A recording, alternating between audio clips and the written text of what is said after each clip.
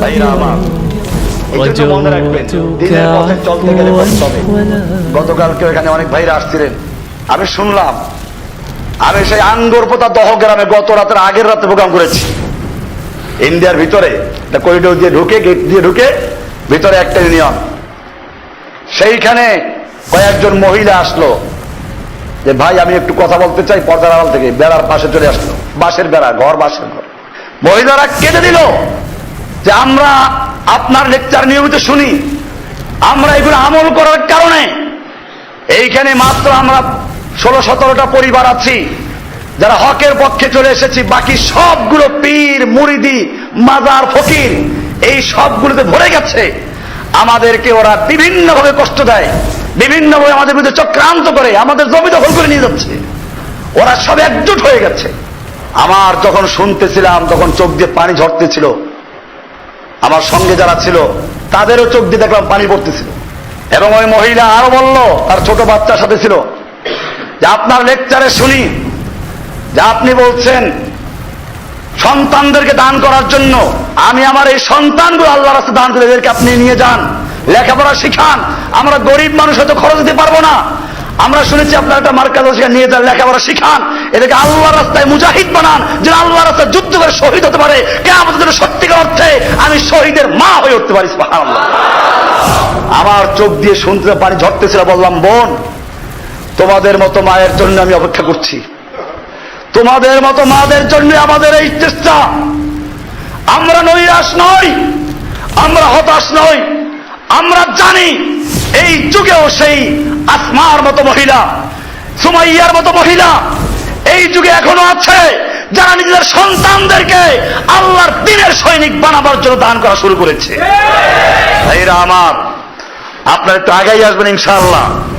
ইনশাআল্লাহ দেখবেন এই জমিনে মুমিনদেরকে আল্লাহ সাহায্য করবেন ইনশাআল্লাহ। আমি ওই আঙ্গুরপোতা দহগ্রামে আসর পরে সঙ্গী সাথীদেরকে আগে মাহফিলে পাঠাই দিয়া নিজে একটু করতে শুরু করলাম। দোকানে দেখি গরিব দোকানদার, মাল বেশি নাই, সব মিলে হয়তো 1000 টাকার মাল হবে, বিস্কুট এই সমস্ত। মোবাইলে লেকচার চলছে। আমি জিজ্ঞেস করলাম লেকচারটা কার, নাম বললো, চেনে না। এটা শোনো কি জন্য, অন্য কত লেকচার আছে, এ তো সুট্টুর নাই। বললো যে ভাই এইটা শুনে আমরা ইসলাম বুঝেছি, আমরা আগে জানতাম না ইসলাম কি জিনিস, মুসলিম কাকে বলে। আমরা লা ইলাহা ইল্লাল্লাহ পড়েছি, লা ইলাহার অর্থটা কি এটা আমরা জানতাম না, এখান থেকে শিখেছি।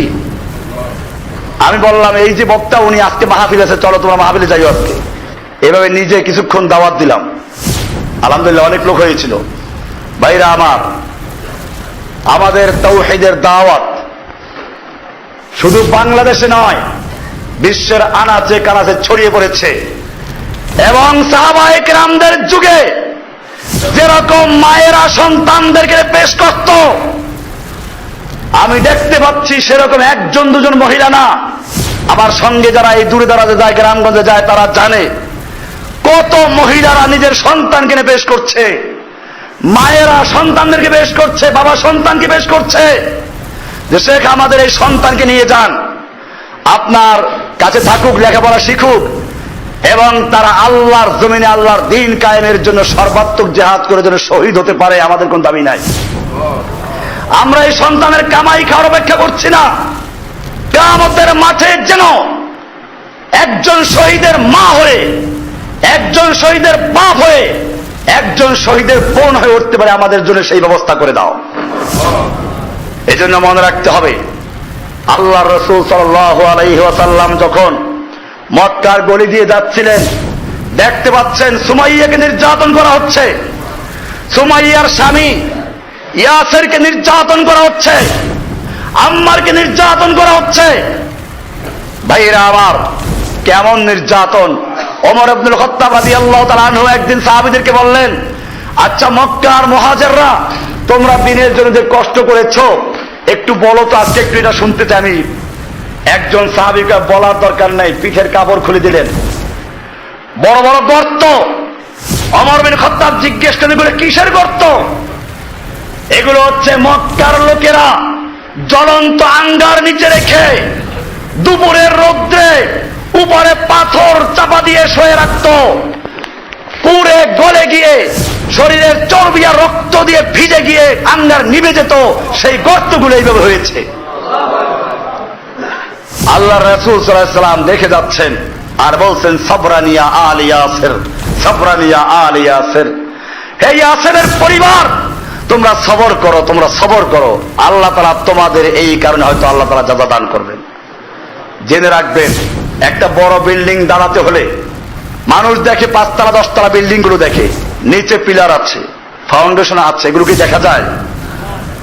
ঠিক এরকম ভাবে আল্লাহর দ্বীনের জন্য ওই লোকগুলো হচ্ছে পিলার, ওই লোকগুলো হচ্ছে সেই মাটির নিচের ফাউন্ডেশন।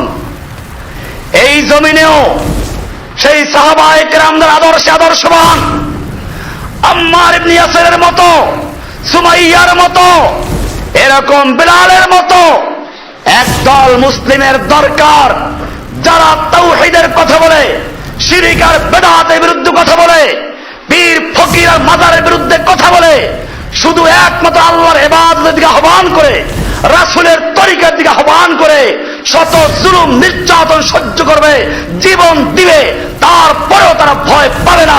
এইরকম মুমিন যারা হবে, আল্লাহ তাআলা তাদের জন্যই পুরস্কার ব্যবস্থা করেছে। আর সেই লোকগুলো আপনাকে আমাকে হতে হবে, সেই লোকগুলো আসমান